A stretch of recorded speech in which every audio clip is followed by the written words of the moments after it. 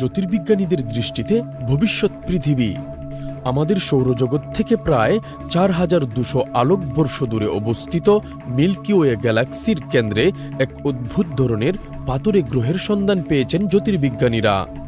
এই গ্রহের ভর পৃথিবীর চেয়ে প্রায় 1.9 গুণ বেশি এবং এটি একটি সাদা বামন নক্ষত্রকে প্রদক্ষিণ করছে।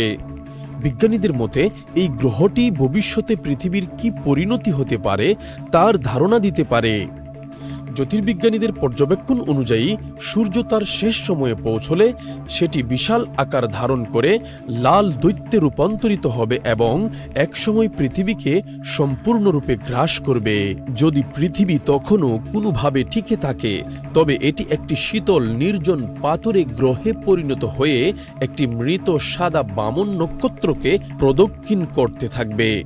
এ কারণেই নতুন আবিষ্কৃত এই গ্রহটি বিজ্ঞানীদের কাছে অত্যন্ত গুরুত্বপূর্ণ। এটি সূর্যের মৃত্যুর পর পৃথিবীর সম্ভাব্য অবস্থা সম্পর্কে তথ্য দিচ্ছে। গ্রহের অবস্থান ও বাসযোগ্যতা নিয়ে বিজ্ঞানীদের ধারণা করছেন নতুন আবিষ্কৃত গ্রহটি তার কেন্দ্রীয় নক্ষত্রের মৃত্যুর আগে একটি নির্দিষ্ট দূরত্বে অবস্থান করছিল যেখানে তাপমাত্রা সহনীয় ছিল। এটি সৌরজগতের সেই বাসযোগ্য অঞ্চল বা হ্যাবিটেবল জোনের মধ্যে ছিল যেখানে গ্রহটি খুব গরম বা খুব ঠান্ডা নয়। যুক্তরাষ্ট্রের ক্যালিফোর্নিয়া বিশ্ববিদ্যালয়ের জ্যোতির্বিজ্ঞানী ক্যামিং জাং জানান এই গ্রহটি বর্তমানে একটি হিমায়িত পৃথিবীর মতো। ভবিষ্যতে আমাদের সূর্যও একটি সাদা বামনে পরিণত হবে আর পৃথিবীও হয়তো এমন পরিণতির মুখোমুখি হবে।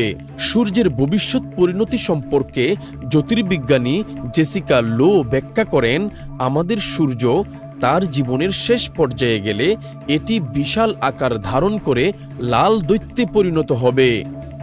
সূর্যের বাইরের স্তরগুলি আস্তে আস্তে খসে পড়বে এবং এর ভর হারাবে।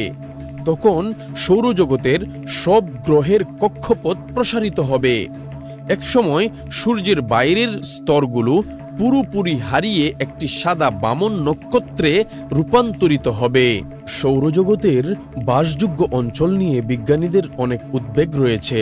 অনেক বিজ্ঞানী মনে করেন সূর্যের বয়স বাড়ার সঙ্গে সঙ্গে আমাদের সৌরজগতের বাসযোগ্য অঞ্চলটি ধীরে ধীরে বাইরের দিকে সরে যাবে। সূর্য যখন লাল দৈত্যে রূপান্তরিত হবে তখন পৃথিবী সহ শুক্র ও মঙ্গল গ্রহ ধ্বংস হতে পারে। নতুন এই গ্রহের সন্ধান বিজ্ঞানীদের এমন ভবিষ্যতের জন্য প্রস্তুতি ও গবেষণায় সহায়তা করবে যা কোটি কোটি বছর পরে ঘটতে পারে।